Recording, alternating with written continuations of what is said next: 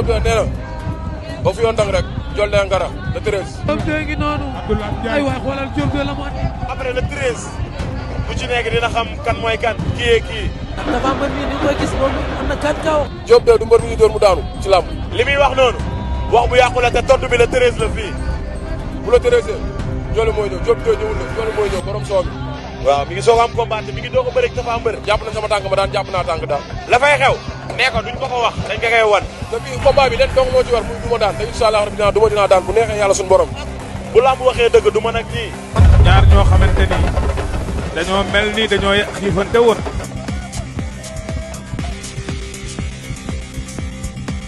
asalaamaaleykum mbokki internet yi di leen nuyu bu baax di leen ziar di leen bëggee ñu suivre sur Kewel Info lutte rek ETDR di leen nuyuwaat nag bu baax a baax mbokki internet yi ñuy suivre kon ni ñu leen koy defee rek du nuyu kilifa diine kilifa aada yëpp du nuyu sama sëriñ notre responsable moral bu daayatu Moustarchidine wa Moustarchidaat mu Seydi Mouhamadou Moustapha Sy di ko ñaan yàlla gudd fan ak wér yàlla ko yàlla sàmm ko du nuyu kilifa diine yëpp di ñaan réew mi yàlla na fi yàlla def jàmm di ñaan ñi nga xam te ñoom ñoo tawat yàlla fëgg seen bopp ñi caabi féete ginnaaw yal neen yàlla génne mbégte ak contentement la ñuy am tey nag ñu ñëw fii ci Maris fas yéene waxtaan ak ki nga xamante ne moom mooy Makane Mbengue bu njiitaru Gaston Production di ci nuyu nag waa Gaston Production yëpp di ci nuyu ki nga xamante ne moom mooy Abdou Lakhat Ndiaye ci biir loolu nag Makane gis nañ saison bi am na ay journée yi nga xamante ni dese na ko ndax buñ ne le 29 juin waxaat li nga xamante ni moom mooy le 28 juillet Jackson 27 juillet le 27 juillet Jackson Bombardier Reug Reug Boy Niang bu ndaw ama neex ak li nga xamante ne moom mooy calaf bi mu nekk ay combat yoo xamante ne ñi ngi ko ciy xaar ci biir loolu nag actualité coow li bari Reug Reug grand boobu war a bëre ki nga xamante ne moom mooy Boy Niang ñu gis ci combat boobu Boy Niang moo dugaloon li nga xamante ne moom mooy médical am blessure mu wér nag nekk ci entraînement am li ci des bareetul Reug Reug nag gannaaw ba mu nekkee ci Dubaï coow li bari na nag ñu ne dafa am blessure ou pas coow li bari na trop nag ñu fas yéene waxtaan ki nga xamante ne moom mooy Makane ndax gis nañ ki nga xamante ne moom mooy Leyti gis nañ ko perpa la mais kon li ñuy wax rek àdduna moom dafa am fu mu toll rek gars yi ni ñuy jàppal li nga xamante ne moom mooy promoteurs yi te sincère parce que ñi ay bailleur lañu dañuy jël seen xaalis di wut ay sponsor di ko jëli fu ne kon donc làmb nañ leen jàppale ñu xool li nga xamante ne ndax intérêt làmb mooy ñii Makane nag kon ni ko ñëpp di waxee naan Makane instant bi gars yi dañ ko yërëm mais du yërëm sax gars yi dañoo am ñeewantal ci moom que ne gis nañ combat yi jour année bii ñu dugg ba tey combat mi chaque jour rek ak li ciy xew lépp nag du ci moom ni ko gars yi di waxee rek ci mbëri la mais mbëri nañ xoolaat bu baax li ñuy def ndax ñii tamit wax dëgg yàlla dañoo am ay njaboot jël xañ leen jël lépp pour def ko li nga xamante ni pour intérêt làmb dañ koy bàyyi nag mu nuyoog mbokk internet di koy suivre à travers Kewel Info lutte rek lutte seen lutte ak ETDR ñu ngi lay ziar. mel ni kuy conférence de presse de ak sa micro yu bëri.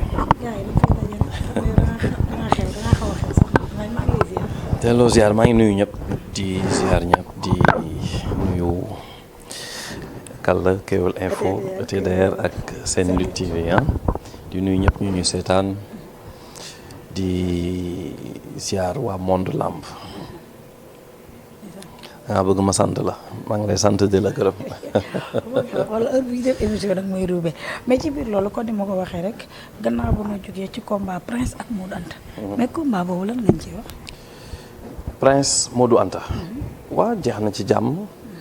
donc alhamdulilah parce que tam boobu mi ngi doon bëgg yàgg aussi. ak li fi jotoon a jaar d'abord. ci ministère de l'intérieur renvoi bi mu ko def ndax.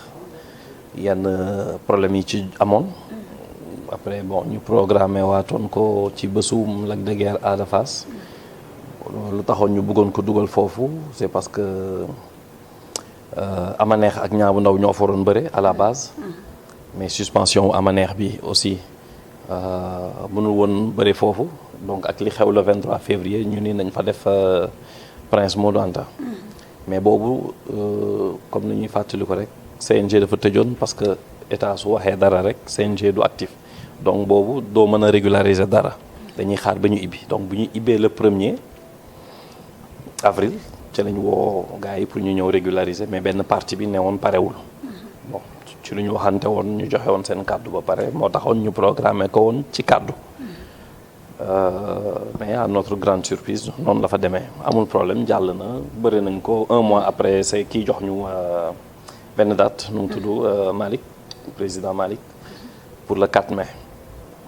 Le 4 mai ñu sargal ci ñu defal hommage Père Gaston profité ci parce que période boobu ci la génn àdduna def na 1 an léegi ñu koy ñaanal yàlla na ko yàlla yërëm xaare ko àjjana te jéggal ko ay bàkkaaram donc ñu jóge ci loolu léegi nag ñu jëm ci le 29 juin ci diggante incha allah rëg-rëg Boy Niang ama neex Niang bu ndaw 3e journée CLAF bi fils de Kati ci lay bëree ak Boy Jaxaw aussi Gaaru Gaar ci lay bëree ak kii nu mu tuddati Dakar. waaw Grand Dakar. voilà donc site 205 aussi. Sores 2. kon di nga mobiliser j'espère. non damay mobiliser. Yaawu Jaal ak japonais bi Songotin aussi. waaw kon jeex na. kon di nga mobiliser. voilà suñ jógee ci loolu aussi nag ñu dem le 27 juillet. ci Bombardier Jackson. finalu CLAF bi. ak ñaari combat yu ñu fay def. yoo xamante ni waaw xam naa ni yënga lépp mais yow. man ka sama production laa bokk de. mi ngi noonu nag. ndeysaan macha allah ci biir loolu ko duñ koy waxee rek actualité mu nekk combat boo xamante ne Reug Reug Boy Niang su ma juumul li ci des ci jour bariwul de. non 1 mois suñu xoolee ba xool 1 mois ak peut-être quelques jours. moo ci des. ñuy ñaan yàlla rek. ñu yegg ci jàmm accomplir le 29 juin ñu génn ci. incha allah bégal amateurs yi bégal Sénégal ndax combat bi ñëpp di xaar la incha allah. nga maal tamit face to face le 14 juin. le 14 waaw le 14 juin. yow yaa ne Gaston production bokk. est-ce que doo DG bi wala adjoint DG.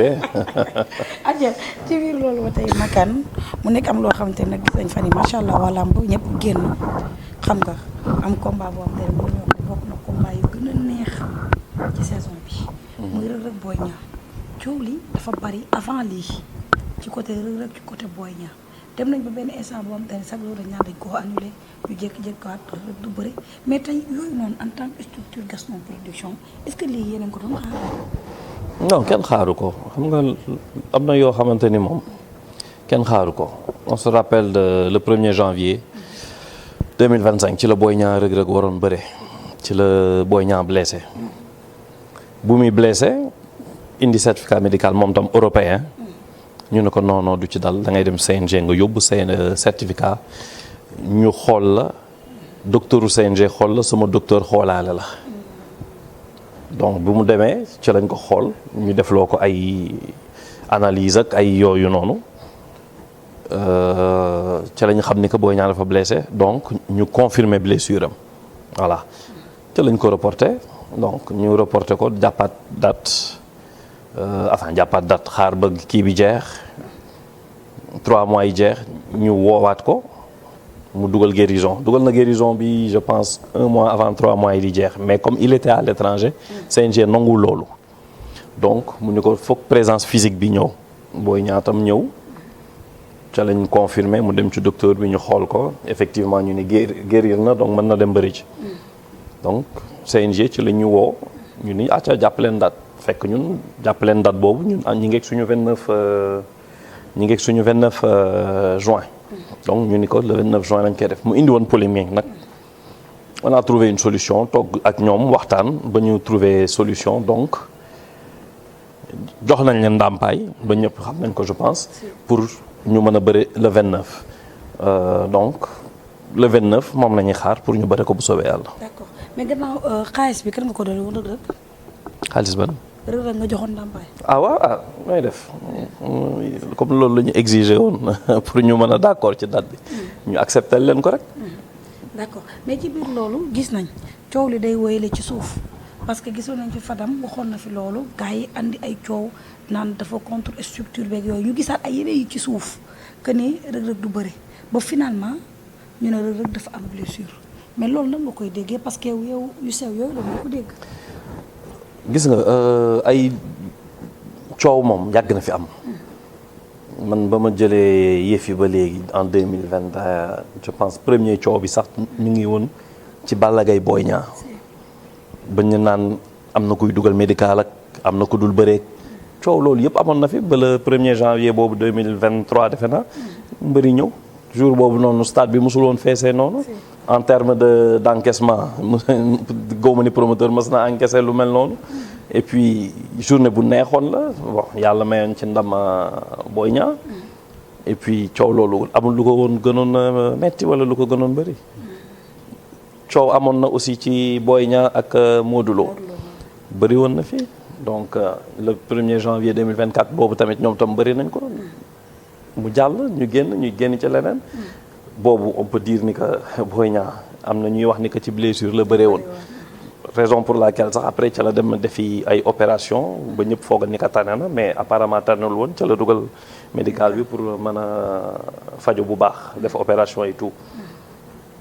léegi nag ñu ngi jëm ci beneen jour boo xamante ni le 29 juin la le 29 juin la am na ay rumeurs mais rumeur kenn du ko considérer bon mbër bi certes woote na ne am na fenn fuy metti ci moom léegi loolu nag CNG moo koy xool. épaule bi. donc CNG su ñëwee ba dem CNG ba ñu xool ko docteur yi xool ko sama docteur xool ko si c'est avéré ñu ni ko massa faju jël ñu xool li ñuy def mais suñ ko xoolee nag fekk dara dalu ko day dem bëri le 29. incha allah kon ba tey jàpp nga ni combat le 29 Makan mi ngi koy préparé. waaw man jusqu'à preuve du contraire pour moi le combat dina am le 29 juin. d'accord mu soobee yàlla. mais dégg nga ki nga xamante ne moom mooy manager am mu ne Reug Reug blessure bi dëgg la parce que am na ñu leen won dégg nañ ko moom mu ne incha allah nee nañ ko pour mu ñëw ndax tant que ñëwul duñ jàpp ni carrément Reug Reug dafa am blessure. non woon nañu waaye c'est vrai woote nañ yóbbu nañ mais CNG bëggul jël loolu parce que valable nu mu valable lee ci man noonu la valable lee ci CNG donc foog mu ñëw le plus rapidement possible dem CNG ñu xool ko si c'est avéré tant mieux enfin tant pis yow lu ma wax sax tant mieux mais si c'est pas avéré s'il y a pas de blessure day dem bëri ji le 29 c'est tout loolu rek la. d'accord mais ci biir loolu est-ce que ñaar yéenay déggante waat ba tey ndax dégg nañ ci am moom mooy Leyti. démb ak barki démb rek laa ko déggul mais sinon ñu ngi doon déggante ba mu naan ma am na luy metti ci moom ak ay affaire yooyu mais loolu après CNG moo koy xool donc voilà quoi. d'accord mais ñoom benn combat boo xam te ne ñu ngi koy dégg bi yoo xam te ne waroon na ko compétir dégg nañ coow li ci loolu. waaw coow moom xam nga coow la rek man moom dégg naa ay rumeurs comme quoi ni que loolu la bëgg honorer wax naa ko ci Gaston Production rumeur la mais noonu nee naa sax loolu rumeur boobu yàlla na bu mu nekk dëgg parce que après moom lay yàqal rek donc je ne pense pas ni que loolu dina am. je pense que Reug Reug le 29 dina ñëw dina bëre honorer contrat am comme ça ku nekk ci jàmm. bon loolu la amateurs yi bëgg loolu la ñëpp bëgg promoteurs yeeg ñi bëgg làmb yëpp loolu la ñuy xaar. et puis man loolu laa koy ñaanal mu ñëw mu bëre. si fii lay CNG nag yàgg naa ko wax naa ko la dernière fois. après Malick fii la ñuy xamee ni président digne d'être président parce que il doit prendre les mesures xam nga jël ko.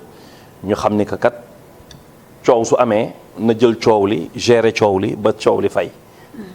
d'accord mais situation bi nii am nga ci mbetteel wala. waaw di nga ci am mbetteel parce que rumeur baaxul. waaw xëy na nag mën naa yokk coow làmb ji ampleur làmb ji cafka làmb ji mais ci ginnaaw am na leneen xëy na lu muy yàq parce que instant bi nii soo doon dox benn sponsor bi su la déggee ni que lii mi ngi ci sponsor bi day moom tam day xaar donc li nga waroon encaisser foofu dootoo ko encaisser donc yooyu yëpp loolu mooy yàq ci ginnaaw mais amul solo dañuy sant yàlla rek et puis bon ñu avancer ñu ñaan yàlla Reug Reug ñëw ci jàmm ñu xool ko ci jàmm mu wér ci jàmm mu bëre le 29 loolu la ñuy xaar ci moom moom benn wax boo xam te ne danga ne mbëru MMA moom dootoo ko jëlati ñu dégg ba nga waxee loolu gars yi ne pourquoi ndax tey mën ngaa signer fii contrat am fee tamit contrat da nga jàpp ni mbëru MMA bëreel la dafay am ay handicap yu bari yu muy am si yow. non mbëru MMA bëreel ma du am handicap mais mbëru MMA bu nekk ci contrat bëreel ma mën naa am handicap. voilà donc gis nañ fi lu fi jot a xew fan yi nii bañ tey ci suba sax dégg naa lañ doon convoqué ak ay affaires yooyu balaa nag ñuy yegg foofu noonu je persiste et je signe ku nekk ci contrat MMA Gaston Production dootul laaleeg yow waaw loolu moom c'est sûr et certain MMA menace la pour la lutte avec frappe voilà. ça dépend ci nuñ koy jëlee mën na nekk menace comme mën na bañ a nekk menace nu muy nekkee menace mooy cumul de contrat yi laal fii laal fee mais nag su dee da ngaa jël sa benn combat nga koy préparer ci MMA concentré wul ci loolu mais bul jël combat MMA jël combat lutte nga bëgg panaché ñaari loolu day indi problème te loolu mën naa yàq làmb te làmb nag wax dëgg yàlla duñ ko indi ba fii ba pare ñuy bàyyi benn sport extérieur ñëw di ñu ko yàqal voilà loolu il faut être prévenant quoi. d'accord mais ci biir loolu gis nañ Niang bu Ndaw ak ki nga xamante ne ama neex mu nekkoon combat boo xamante ne waroon naa am ko li nga ko waxoon le premier tey combat mu mel ni combat sax instant bi daa mel ni ne ko suul combat bu mag de.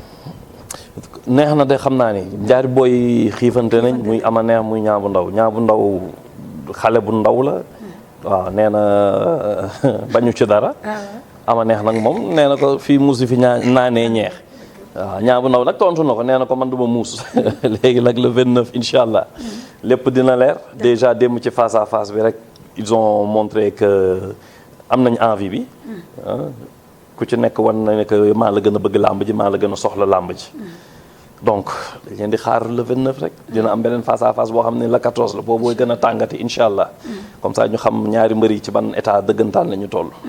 yaa ngi Boy Niang déggante ngeen.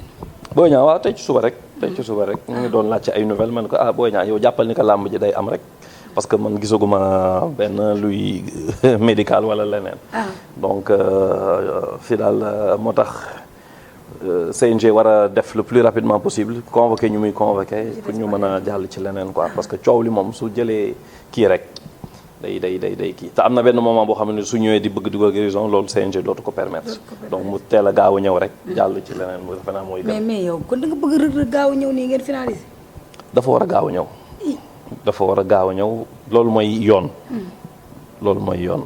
ki mu amal ki mu ko sekkal muy Gaston Production loolu la koy wax loolu la koy exiger ki mu ko sekkal keneen ka xam ne mooy suñu avocat mooy CNG moom tamit wax na ko je pense le lutteur en tant que tel et wax na ko aussi manager am je pense que ñi ngi affrété wu pour gaaw a ñëw ñu lijjanti lu ñuy lijjanti benn yoon.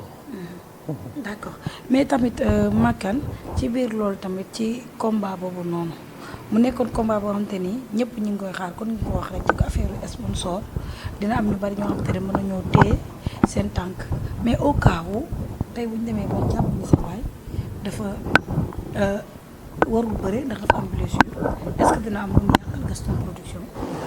non gis nga combat soo ko jëlee nga signé ko nga programmé ko su amulee c'est très normal mu yàqal Gaston Production déjà xaalis bu ñu def déjà pour la communication.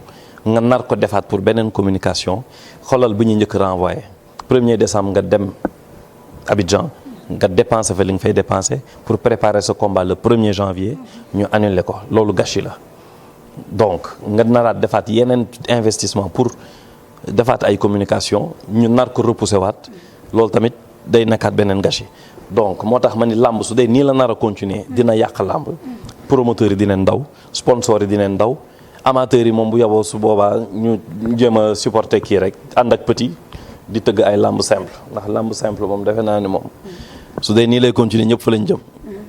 le fait que ñu ne combat bi du si ñaari promoteur bi mais cat dafa topp Makan Mbengue. cat sama xarit la cat ak a baax. mais léegi cat da leen topp de. waaw boof bàyyi la ñuy wax lu leen neex rek léegi est-ce que du moom la cat topp ba narul bëre. mais en tout cas yéen a koy kii yéen de. non bëre moom dina bëre moom ku lekk avance moom. di nga bëre. maintenant nag li ñuy xalaat su dee am na. amul problème nañuy reporter rek. allah kulli ay ni moom tant que mi ngi dund moom incha allah dana ko bëre. mais tey bu ñu koy reporté ci promoteur bi lay gën a méttee la affaire cachet. non man investir naa ba pare. investir naa ba pare joxe naa sama avance ba pare. maintenant j'attends juste des retours d'investissement. xëy na mën naa yokk tuuti xaalis pour gën di communiquer ak ay affaires yooyu. loolu xëy na mooy pertement bi. mais là nous on est prêt. avance am mat na. Boy Niang avance am mat na. lu ñuy xaar rek mooy le jour J ñu bëre ku ci nekk tàggali ko. même bu ñu bëreewul mois année bi même bu ñu ñëwaat doo leen delloo xaalis. nañ jàpp ni dañuy bëri année bi rek incha allah. nañ rafet njort. waaw nañ rafet njort suñu bëriwul rek dañ koy puusaat mais nañ rafet njort que le 29 incha allah dañuy bëre. après gannaaw ba ñu génnee ak ci li nga xamante ne moom mooy le 29 ndax mu nekk loo xamante ne ba tey ñun ñëpp ñu ngi koy xaar ndax nekk na combat boo xamante ni franchement mën li may wax rek mën na bokk meilleur combat yi nga xamante ni parce que kuy rëg jël li nga xamante ne moom mooy ceinture war a wane boppam Boy Niang am fu mu tegoon fi mu nekkoon ñëwaat loolu combat boo xamante ni dëgg yàlla dañu ko yàqal nag s'il vous plaît tamit mais ci biir loolu tamit mu amaat le 27 juillet. combat Jackson ak ki nga xamante ni moom mooy Bombardier. Jackson sa doom. waaw non kooku sama lépp la dañoo bokk lu ñu mën a séddoo monsieur Mouhamadou Moustapha Sy nekk sama papa nekk suma lépp mu nekk koo xam te lu muy dugg dama ko am mais Bombardier sama papa la ma loolu ma jaaxal. ah non Bombardier en tout cas daal xam naa ni xale du ko yab de. nga ne. xam nga lu ma la wax sax. Birima ngi. Bombardier Birima. waaw Birima de moom ay daanu jinne la yor man nu mu daanee soq ba léegi xaw ma naka la. buñ catu. mais daal xam naa ni moom. Bombardier de xale du ko yeb. waaw xale du ko yeb de. waaw xale du ko yeb de Jackson. looy. man ngay def wala nu mu demee noonu. Jackson daal lenn rek laa koy wax. na waaj bu baax a baax a baax a baax. ñun pare nañ gënal pare. pare nañ. waaw mais gënal pare. ah waaw baax na. lan lañu wax mag ñi day dem xale yi xaar. waaye bii du yooyu de. ba boobu waaye yow da ngay signature loolu nu mu demee noonu. ah non bii daal du yooyu. yow yaa fi toogal Bombardier. non Bombardier sama gayen la sama gayen la. mais ci biir loolu combat boobu dafa mel ni Makan instant bi nekkatul ci le 29 juin mi ngi ci combat le 27 juillet combat boobu dégg nañ nga ci defar dégg nañ ay écho sa combat Prince ak ki nga xamante ni moom mooy Mor Kanka bëggoon nga combat boobu lan moo ko. yàq. benn côté bi moo d'accordul pour problème caché peut-être bon mbër nag des fois en général mën naa bañ combat yokk cachet bi pour bañ a jël combat boobu man noonu laa koy jàppee parce que am na yenn cachet yoo xam ne soo ko laajee ci bés boobu noonu ak fi nga jugee nga laaj loolu dama naan ka daa bëggul combat bi. waaw non man noonu laa ko jàppee quoi. waaw parce que su ko bëggoon bëri man li ma ko fay xam naa ni baax na donc da ko doon jël. d'accord mais ci biir loolu ba tey ñu gis Gaston Production bàyyiwul ndax mën nañu wax ni Prince donte bu fekkee mi ngi toog di xaar. non Prince bëri na adversaire nag. ah mais dégg naa ñu ne combat ak Niang bu Ndaw Gaston Production mi ngi ci. moog Niang bu Ndaw moog Talfa moog ku nekk gars yi bëri na daal mais xam naa ni moom ñàkkul adversaire donc xale la boo xamante ni mi ngi ci yoonam. te defe naa wane na ay preuve am pour mën a bokk ci gars yi. voilà donc ñi ngi ci daal ñi ngi togg su ñoree ñu yekk ko. mais daal le 29 juin incha allah mën nañoo am njott bu rafet que ni Prince mën na cee bëri incha allah. incha allahu rabbi. moom ak beneen adversaire. moom ak adversaire mën naa nekk Niang bu Ndaw moo gën a nekk en pole position. Niang bu Ndaw pare na pour bëri. ñoom ñaar ñëpp pare nañ pour bëri. man maa ci des. jox leen ñu téye. kon kay loolu mën nañoo wax ni kay combat le 27 juillet. incha allahu rabbi. mais combat boobu defar bi lan la. parce que da nga critique yi la woon wala da nga jàpp ne combat boobu sax mën naa nekk combat bu gën a neex ci saison bi ndax gis nañ combat yi ñu ciy def. waaw journée boobu nag xam nga comme ci la ñuy tëj saison bi dañu bëgg mu nekk journée boo xamante ni journée bu neex lay doon su ma nee bu neex mooy dinañ ci def ambiance dinañ ci def fête pour mën a bégal ñëpp bégal amateurs yi xam nga ñu mën ci tamit liggéey loo xamante ni c'est une journée digne de Gaston Production daal. Claf tamit si lay def final. si la ñuy def finalu Claf bi. incha allah waaw. acca ñëwal. mais le 29 li ñu doon xaar tête de liste bu mag bi. Niang bu Ndaw diggante mag bi sa bàll ban moo ci gën a jege. bu ci gën a jege Niang bu Ndaw la. waaw bu ci gën a jege boobu la. mais ci biir loolu sa mbokku promoteur yi ba affaire bi amee déggante ngeeg ñoom. waaw bien sûr ñëpp ak may woo xam nga c'est normal on est des frères muy Aziz muy Mansour xam nga muy je pense Fallou il paraît que woo na ma mais j'ai pas jotuma donc c'est bien gis nga ñun promoteurs yi suñu mbooloo rek nekk benn je pense que dinañ am benn pouvoir boo xamante ni kenn du mën a jaar suñu kaw parce que neexul ba neexul waaye ñu ñooy bailleurs yi su ngeen di fàttali ko am na benn moment promoteur daanaka presque amatul woon gis ngeen làmb nu mu demee woon ba làmb instant bi nii promoteurs yi dikkaat nañ gis ngeen léegi làmb nu mu mel donc promoteurs yi kenn xamul fu ñu jëlee seen xaalis donc na mbëri xam ni que promoteurs yi seeni waaye lañ ñoom ñooy dem di uti di pour jox leen ñuy créer ay emploi ci emploi yooyu ñuy créer ñi ngi créer ay emploi indirect parce que làmb ñu ciy lekk ñoo bëri encore une fois jaaykat yeeg yenn entreprise yi di defar ay blouson wala ay t-shirt feu d'artifice sax dëgg comme heure yi changé na moom xam naa ne moom dina jafe léegi entreprise boobu moom yërëm naa ko mais doy na waar donc xëy na nag suñu demee ba yaru xëy na ministère bi incha allah dina xoolaat affaire yi yóbbu ko sax xëy na ba 19h30 wala yooyu mais lépp ci comportement la rek xoolal dem làmb ban heure la jeex nit ñi génn dox nànk dem ñibbi amul benn problème foofu la ñu war a yegg parce que waruñu wax rek lutte avec frappe rek problème war a am non au contraire dañu war a wax lutte avec frappe mu mel ni comme lutte simple làmb ji jeex ku nekk dox ñaan ku nekk taal sa oto ku nekk taal sa scooter ku nekk ñibbi ci jàmm ak salaam ndax ñu on est tous des frères ñu ñëpp ay mbokk lañ donc nañ rafetal daal saa su ne ñaawul bi moom doy na waar daal ñii di profiter des fois xam nga rek di simol ak seen yooyu noonu yooyu la ñu war a bàyyi mais léegi gëm naa ne que yooyu moom dina raar parce que état bi nii ak décision yu ñu jël nii gëm naa ni que dina wàññeeku bu baax a baax a baax a baax a baax dañoo nekk nag léegi ci monde jubal jubanti ci làmb ji muy lutte avec frappe ak muy mbëri surtout mbëri nañ jubal nañ jubanti waaw sinon yat dal seen kaw rek mbëri daal nañ jubal jubanti waaw ñun moom ñu ngi jubal jubanti ndax li ñu war ñu ngi koy def ñoom nag nañu def li ñu war a def contrat yi ñu sekk ak promoteurs yi nañ koy honoré et puis su boobaa làmb gën a neex ku nekk gis sa morom benn problème du am site yi yéen ñii ngeen gën a mën a liggéey bi gën a neex liggéey bi gën a yomb voilà defe naa loolu daal mooy affaire bi. mais sa jëw bi dégg nga ko. jëw bi mooy ban. Makan dafa sedd trop par rapport. moo ma jig sedd boobu moo ma jig su dee dañuy xaar Makan tàng ni Père Gaston. non man sedd bee ma jig Père Gaston tàng bee ko jigoon mais nag su ma waree tàng incha allah di ngeen ko gis dinaa tàng. mais le fait que ñu ne Makan yàlla na ko yàlla yërëm te xaar ko àjjana mooy suñu maam Père Gaston. suñu père dafa war a mel ni pour xadar gi. non loolu yëpp jaru ko Makan li muy teg ci yoon mooy ñi muy sekkal li ma Père Gaston jàngal maa ngi koy def li ma jàng li ma uti woon tamit am ko ci xam-xam aussi maa ngi koy def fii moom lépp ci këyit la jarul tàng jarul sedd.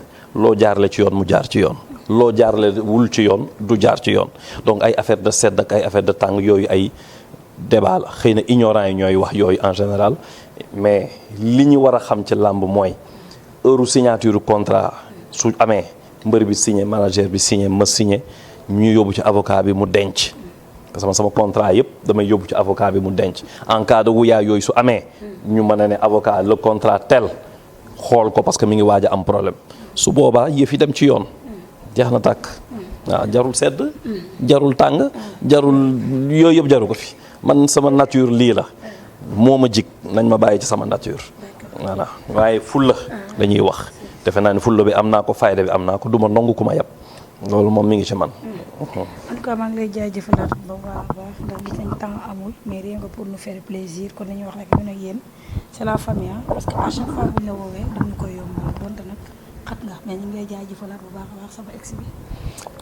waaw xaw ma koo nekkal fan yi waaye baax na xaw ma koo nekkal fan yi waaye baax na amul problème foog kooku da ngaa bëgg a ñëwaat rek garaaw kooku safaru rabbi Makan lan ngay tàggatoo est-ce que nangu nga safaru rabbi oui ma Makan yow sama ex yaa nag gëmal yàlla nag yaa ko fi indi de wala bu fekkee da ngaa bëgg a ñëwaat après su ma demee naa non fi amatoo fi place de fi amatoo fi place attention de waaw mais amatoo fi place yaa ngi mel ku bëgg ñëwaat mais amatoo fi place donc di leen remercier lii moo rafet toog foo kafre waxtaan xam nga mooy defe naa ne mooy lépp jox nit ki cër tamit lu am solo la donc gis naa ne que jox ngeen ñu cër donc loolu day baax donc soo woyoo fee rek cër gi day gën a neex a jël donc noonu nañu mel woyof nañ waaye du ay affaire de sedd ak du ay affaire de tàng donc yooyu yëpp bañ ku ñu yàpp la en général Père Gaston yàlla na ko yàlla réew mi yàlla na ko yàlla xaare àjjana moom nu mu meloon noonu la mel